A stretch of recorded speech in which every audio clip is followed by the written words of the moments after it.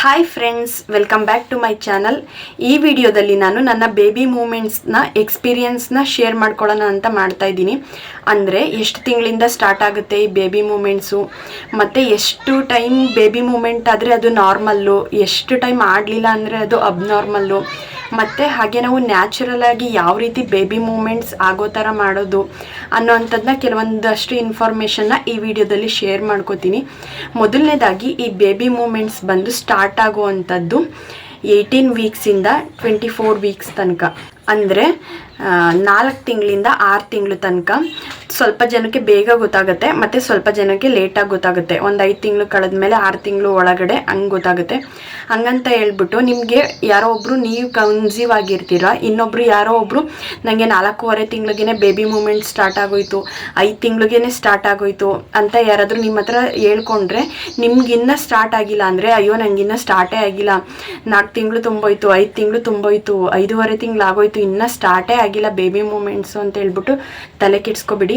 ಯಾಕೆಂದರೆ ತುಂಬ ಜನಕ್ಕೆ ಬೇಗ ಸ್ಟಾರ್ಟ್ ಆಗುತ್ತೆ, ತುಂಬ ಜನಕ್ಕೆ ಲೇಟಾಗಿ ಸ್ಟಾರ್ಟ್ ಆಗುತ್ತೆ. ನಿಮಗೆ 6 ತಿಂಗಳು ತನಕನೂ ಟೈಮ್ ಇರುತ್ತೆ. 6 ತಿಂಗಳು ಕಳೆದ ಮೇಲೂ ನಿಮ್ಗೇನಾದರೂ ಬೇಬಿ ಮೂಮೆಂಟ್ಸ್ ಏನಾದರೂ ಸ್ಟಾರ್ಟ್ ಆಗಿಲ್ಲ ಅಂದರೆ ಮಾತ್ರ ನೀವು ತಲೆ ಕೆಡಿಸ್ಕೊಂಡು ಹಾಸ್ಪಿಟಲ್ಗೆ ಹೋಗಿ. ಅದು ಬಿಟ್ಟು ಅಲ್ಲಿ ತನಕನೂ ನಿಮಗೆ ಟೈಮ್ ಇರುತ್ತೆ, 6 ತಿಂಗಳು ತನಕ. ಅಲ್ಲಿ ತನಕ ನೋಡಿ, ಹಾಗಂತ ಬೇರೆಯವ್ರಿಗೆ ಬೇಗ ಸ್ಟಾರ್ಟ್ ಆಗಿಬಿಡ್ತು ಅಂತ ಹೇಳ್ಬಿಟ್ಟು ನಮಗೂ ಬೇಗ ಸ್ಟಾರ್ಟ್ ಆಗಬೇಕು ಅನ್ನೋ ಥರ ಏನಿಲ್ಲ. ನನಗೆ ಸ್ಟಾರ್ಟ್ ಆಗಿದ್ದು ಬಂದು ನನ್ನ ಫಸ್ಟ್ ಪ್ರೆಗ್ನೆನ್ಸಿಲಿ ನನಗೆ ಸ್ವಲ್ಪ ಲೇಟಾಗಿ ಸ್ಟಾರ್ಟ್ ಆಯಿತು.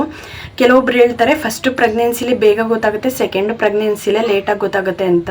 ಬಟ್ ನನ್ನ ವಿಚಾರದಲ್ಲಿ ಫಸ್ಟ್ ಪ್ರೆಗ್ನೆನ್ಸಿಲಿ ನನಗೆ ಒಂದು 5 ತಿಂಗಳು ಹತ್ರ ಇರುವಾಗ ಅನ್ನೋವಾಗ ಗೊತ್ತಾಗಿದ್ದು ಮೂಮೆಂಟ್ಸು ನನಗೆ. ಈಗ ಸೆಕೆಂಡ್ ಪ್ರೆಗ್ನೆನ್ಸಿಲಿ ಒಂದು 4 ತಿಂಗಳ ಮೇಲೆ 1 ವೀಕ್ ಆದಮೇಲೆ, ಅಂದರೆ ಒಂದು 19 ವೀಕ್ಸ್ ಹತ್ರ ಇರುವಾಗ ನನಗೆ ನಂದು ಬೇಬಿ ಮೂಮೆಂಟ್ಸು ಸ್ಟಾರ್ಟ್ ಆಗಿದ್ದು. ಈ ಬೇಬಿ ಮೂಮೆಂಟ್ಸ್ ಯಾವ ಥರ ಇರುತ್ತೆ ಅಂದರೆ, ಲೈಟಾಗಿ ಹೊಟ್ಟೆ ಒಳಗಡೆ ಏನೋ ಒಂಥರ ಚಿಟ್ಟೆ ಬಿಟ್ಟಿರೋ ಥರ ಗುಳು ಅನ್ನುತ್ತೆ ಅಷ್ಟೇ, ಜಾಸ್ತಿ ಏನಾಗಲ್ಲ, ಲೈಟಾಗಿ ಏನೋ ಒಂಥರ ಮೂಮೆಂಟ್ ಆಗುತ್ತೆ ಅಷ್ಟೇ. ಫೋರ್ಸ್ ಜಾಸ್ತಿ ಇರಲ್ಲ, ಏಕೆಂದರೆ ಮಗು ಆಲ್ರೆಡಿ ತುಂಬ ಚಿಕ್ಕದಾಗಿರುತ್ತಲ್ವ, ಒಂದು 300 ಗ್ರಾಮ್ 400 ಗ್ರಾಮ್ ಅಷ್ಟೇ ಇರುತ್ತೆ, ಜಾಸ್ತಿ ಇರಲ್ಲ, ಫೋರ್ಸ್ ಜಾಸ್ತಿ ಇರಲ್ಲ. 6 ತಿಂಗಳು ತನಕ ಕಡಿಮೆ ಇರುತ್ತೆ. ಒಂದು 6 ತಿಂಗಳು ಕಳೆದ ಮೇಲೆ 3rd ಟ್ರೈಮ್ಸ್ಟರ್ ಬರುತ್ತಲ್ಲ, ಆವಾಗ ಸ್ವಲ್ಪ ಜಾಸ್ತಿ ಮೂಮೆಂಟ್ ಆಗೋದು ನಮಗೆ ಗೊತ್ತಾಗುತ್ತೆ. ಮತ್ತು ನಮಗೆ ಈ ಬೇಬಿ ಮೂಮೆಂಟ್ಸು ಯಾವಾಗ ಗೊತ್ತಾಗುತ್ತೆ ಅಂದರೆ, ನಾವು ಊಟ ಮಾಡೋಕ್ಕಿಂತ ಮುಂಚೆ ಹಸ್ಕೊಂಡಿರ್ತೀವಲ್ಲ ಆವಾಗ ಗೊತ್ತಾಗುತ್ತೆ. ಮತ್ತು ಹೊಟ್ಟೆ ತುಂಬ ಊಟ ಮಾಡಿದಾಗ ಈ ಬೇಬಿ ಮೂಮೆಂಟ್ಸು ಗೊತ್ತಾಗ್ಬಿಡುತ್ತೆ ನಮಗೆ.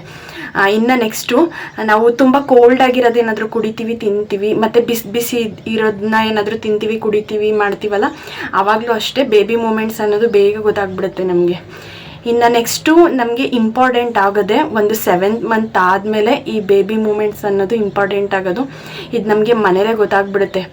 ಯಾಕೆ ಅಂದರೆ ಬೇಬಿ ಮೂಮೆಂಟ್ಸು ಜಾಸ್ತಿ ಇದ್ದಷ್ಟು ಮಗು ಆರೋಗ್ಯವಾಗಿ ಹೆಲ್ದಿಯಾಗಿರುತ್ತೆ. ಬೇಬಿ ಮೂಮೆಂಟ್ಸ್ ಏನಾದರೂ ಕಡಿಮೆ ಇದ್ದಾಗ ಮಾತ್ರ ಏನೋ ಒಂದು ಚೂರು ಏನಾದರೂ ಎಡವಟ್ಟಾಗಿರುತ್ತೆ ಅಂತ. ಜಾಸ್ತಿ ಮೂಮೆಂಟ್ಸ್ ಇದ್ದಷ್ಟು ನಮಗೆ ಗೊತ್ತಾಗ್ಬಿಡುತ್ತೆ ಅದು ಹೆಲ್ದಿಯಾಗಿದೆ ಮಗು, ಏನೂ ಪ್ರಾಬ್ಲಮ್ ಇಲ್ಲ ಅನ್ನೋ ಥರ.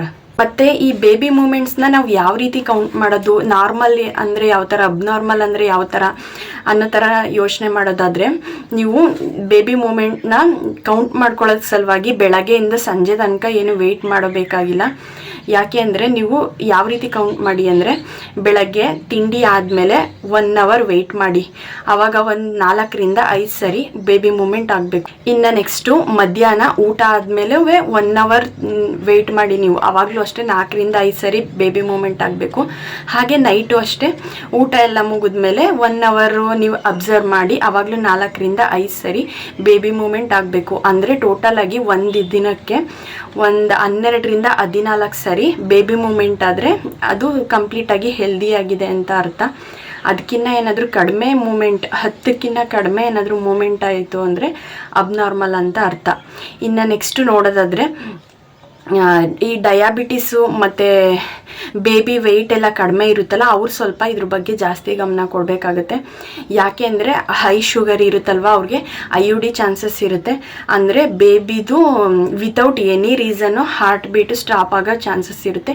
ಸೊ ಹಾಗಾಗಿ ಡಾಕ್ಟ್ರುಗಳು ಹೇಳಿರ್ತಾರೆ, ಗೊತ್ತಿರುತ್ತೆ ಡಯಾಬಿಟೀಸು ಶುಗರ್ ಯಾರಿಗೆ ಜಾಸ್ತಿ ಇರುತ್ತೆ ಅವರು ಸ್ವಲ್ಪ ಈ ಮೂಮೆಂಟ್ ಬಗ್ಗೆ ಜಾಸ್ತಿ ಗಮನ ಹರಿಸ್ಬೇಕಾಗತ್ತೆ. ಮೂಮೆಂಟ್ ಏನಾದರೂ ಕಡಿಮೆ ಆಯಿತು ಅಂದರೆ ಆವಾಗ ನೀವು ಹಾಸ್ಪಿಟಲ್ಗೆ ಹೋಗಬೇಕಾಗುತ್ತೆ. ಇದು ಡಯಾಬಿಟಿಸ್ ಇದ್ದವ್ರಿಗೆ ಮಾತ್ರ. ಇನ್ನು ನಾರ್ಮಲ್ ಆಗಿ ಇದ್ದವ್ರಿಗೆ ಏನು ಪ್ರಾಬ್ಲಮ್ ಇರಲ್ಲ. ನಿಮಗೇನಾದರೂ ಜಾಸ್ತಿ ಬೇಬಿ ಮೂಮೆಂಟ್ ಆಗ್ತಿಲ್ಲ, ನ್ಯಾಚುರಲ್ ಆಗಿ ಯಾವ ರೀತಿ ಅದು ಮೂಮೆಂಟ್ ಆಗೋ ಥರ ಮಾಡೋದು ಅನ್ನೋದಾದರೆ ಸ್ವಲ್ಪ ಶುಗರ್ ಜಾಸ್ತಿ ಇರೋ ಐಟಮ್ಸು ಅಂದರೆ ಸ್ವೀಟ್ಸು, ಜ್ಯೂಸು, ಬಿಸ್ಕೆಟ್ಸು ಈ ಥರದನ್ನು ತಿನ್ನಿ ಚೆನ್ನಾಗಿ. ತಿಂದಾದಮೇಲೆ 1 ಅವರ್ ವೆಯ್ಟ್ ಮಾಡಿ, ಆವಾಗ ಮಗು ಮೂಮೆಂಟು ಜಾಸ್ತಿ ಆಗುತ್ತೆ. ಯಾಕೆಂದರೆ ಸ್ವೀಟ್ ತಿಂದಾಗ ಮಗುದು ಕಿಕ್ಕಿಂಗ್ ಎಲ್ಲ ಜಾಸ್ತಿ ಆಗುತ್ತೆ. ಸೊ ಹಾಗಾಗಿ ನೀವು 1 ಅವರ್ ಅಬ್ಸರ್ವ್ ಮಾಡಿ, ಆವಾಗ ಅದಾಗದೇ ನ್ಯಾಚುರಲ್ ಆಗಿ ಆಗುತ್ತೆ. ಮತ್ತು ಇನ್ನು ಯಾವ ರೀತಿ ಅಂದರೆ ನೀವೇನಾದರೂ ಲೆಫ್ಟ್ ಸೈಡ್ ಮಲ್ಕೋತಿದ್ರೆ ಲೆಫ್ಟ್ ಸೈಡ್ ಮಲಗಿದಾಗ ಜಾಸ್ತಿ ಮೂಮೆಂಟು ಆಗೋ ಥರ ಇದ್ದರೆ, ಇಲ್ಲಾಂದರೆ ರೈಟ್ ಸೈಡ್ ಮಲಗಿದಾಗ ರೈಟ್ ಸೈಡಲ್ಲೇ ಮಗುದು ಮೂಮೆಂಟ್ ಆಗ್ತಿದೆ ಅನ್ನೋ ಥರ ಇದ್ದರೆ, ನೀವು ಯಾವ ರೀತಿ ನಿಮಗೆ ಲೆಫ್ಟ್ ಸೈಡಲ್ಲಿ ಜಾಸ್ತಿ ಆಡೋ ಥರ ಇದ್ದರೆ ಲೆಫ್ಟ್ ಸೈಡಲ್ಲೇ ಮಲ್ಕೊಳ್ಳಿ ಜಾಸ್ತಿ ಟೈಮು. ರೈಟ್ ಸೈಡಲ್ಲಿ ಆಡುತ್ತೆ ಅನ್ನೋದಾದರೆ ರೈಟ್ ಸೈಡಲ್ಲೇ ಮಲ್ಕೊಳ್ಳಿ. ಇನ್ನು ಅದು ಬಿಟ್ಟರೆ ಇನ್ನು ಯಾವ ರೀತಿ ನ್ಯಾಚುರಲ್ ಆಗಿ ಮೂಮೆಂಟ್ ಆಗೋ ಥರ ಅಂದರೆ ಕುಕ್ರುಗಾಲಲ್ಲಿ ಕುತ್ಕೋತಾರಲ್ಲ, ಪಾತ್ರೆ ತೊಳೆಯುವಾಗ ಕೆಳಗಡೆ ಕುತ್ಕೊಂಡು ತೊಳಿತಾರಲ್ಲ, ಆ ರೀತಿ ಸ್ವಲ್ಪ ಕುತ್ಕೊಳ್ಳಿ. ಅಂದರೆ 1 ಅವರ್ 2 ಅವರ್ ಆ ಥರ ಎಲ್ಲ ಕುತ್ಕೊಳ್ಳೋಕೆ ಹೋಗ್ಬಿಡಿ, ಜಸ್ಟ್ ಮೂಮೆಂಟ್ ಆಗೋ ತನಕ ಕುಕ್ರುಗಾಲಲ್ಲಿ ಕುತ್ಕೊಳ್ಳಿ. ಆವಾಗ ಸ್ವಲ್ಪ ಬೇಬಿ ಮೇಲೆ ವೆಯ್ಟ್ ಪ್ರೆಸರ್ ಬೀಳುತ್ತಲ್ಲ, ಆವಾಗ ಸ್ವಲ್ಪ ಅದು ಅಲ್ಗಾಡೋಕ್ಕೆ ಸ್ಟಾರ್ಟ್ ಮಾಡುತ್ತೆ. ಈ ರೀತಿ ನೀವು ನ್ಯಾಚುರಲ್ ಆಗಿ ಬೇಬಿ ಮೂಮೆಂಟ್ ಆಗೋ ಥರ ಮಾಡ್ಕೋಬೋದು.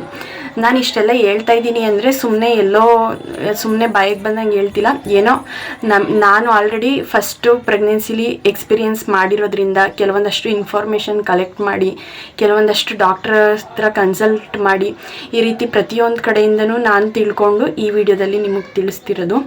ಹಾಗೆ ಈ ಕಿಕ್ಕಿಂಗ್ಸು, ಬೇಬಿ ಮೂಮೆಂಟ್ಸು ಜಾಸ್ತಿ ಟೈಮ್ ಆಗ್ತಾ ಇದೆ ಅಂದರೆ ಏನು ಪ್ರಾಬ್ಲಮ್ ಇಲ್ಲ. ಅಕಸ್ಮಾತ್ ಒಂದು ದಿನದಲ್ಲಿ 10ಕ್ಕಿಂತ ಕಡಿಮೆ ಟೈಮು ಬೇಬಿ ಮೂಮೆಂಟ್ ಆಗ್ತಿದೆ ಅಂದಾಗ ಮಾತ್ರ ನೀವು ಹಾಸ್ಪಿಟಲ್ಗೆ ಹೋಗಲೇಬೇಕಾಗತ್ತೆ. ನಿಮ್ಗೆ ಅನಿಸುತ್ತೆ ನೆನ್ನೆಗಿನ್ನ ಇವತ್ತು ಯಾಕೋ ಕಡಿಮೆ ಆಗ್ತಾಯಿದೆ ಮೂಮೆಂಟು, ಮತ್ತು ಬೆಳಗ್ಗೆಯಿಂದ ಮಧ್ಯಾಹ್ನ ತನಕ ಇವತ್ತು ಯಾಕೋ ಮೂಮೆಂಟೇ ಆಗ್ತಿಲ್ಲ ಅನ್ನೋ ಥರ ಆದರೆ ಗೊತ್ತಾಗ್ಬಿಡುತ್ತೆ ನಿಮಗೆ ಪ್ರೆಗ್ನೆಂಟ್ ಇರೋರಿಗೆ ಅಲ್ವಾ ಗೊತ್ತಾಗೋದು, ಬೇರೆಯವ್ರಿಗೆಲ್ಲ ಗೊತ್ತಾಗಲ್ಲ. ನಾವೇನು ಫೀಲ್ ಮಾಡ್ತೀವಿ ಅದು ನಮಗಷ್ಟೇ ಗೊತ್ತಾಗೋದು.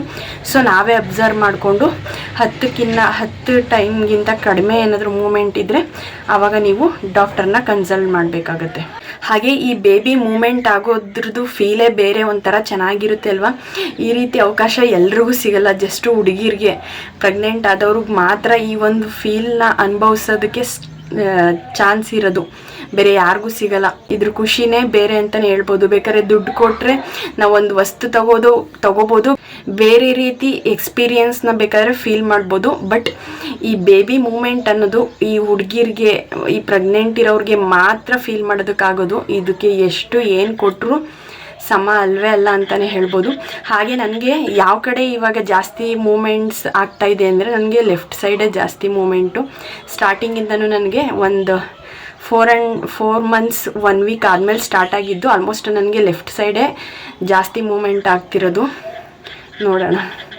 ಹಾಗೆಯೇ ನಾನು ಲಾಸ್ಟ್ ವಿಡಿಯೋ 5th ಮಂತ್ದು ಒಂದು ಸ್ಕ್ಯಾನಿಂಗ್ ರಿಪೋರ್ಟ್ದು ಒಂದು ವಿಡಿಯೋ ಮಾಡಾಕಿದ್ದೆ. ಅದರಲ್ಲಿ ತುಂಬ ಜನ ಕಮೆಂಟ್ ಮಾಡಿದರು, ಇವಾಗ 5th ಮಂತಲ್ಲಿ ನಿಮ್ಮ ಪಾಪದು ವೆಯ್ಟ್ ಎಷ್ಟೈತೆ ಅಂತ ಕೇಳಿದರು. ನಾನು ನೆಕ್ಸ್ಟ್ ವಿಡಿಯೋದಲ್ಲಿ ಶೇರ್ ಮಾಡ್ತೀನಿ ಅಂತ ಹೇಳಿದ್ದೆ. 5th ಮಂತಲ್ಲಿ ನಮ್ಮ ಪಾಪದು ವೆಯ್ಟ್ ಬಂದು 397 ಗ್ರಾಮ್ ಇದೆ. ಅದರಲ್ಲಿ 39 ಗ್ರಾಮ್ ಕಡಿಮೆನಾದರೂ ಆಗ್ಬೋದು, ಜಾಸ್ತಿನಾದರೂ ಆಗ್ಬೋದು.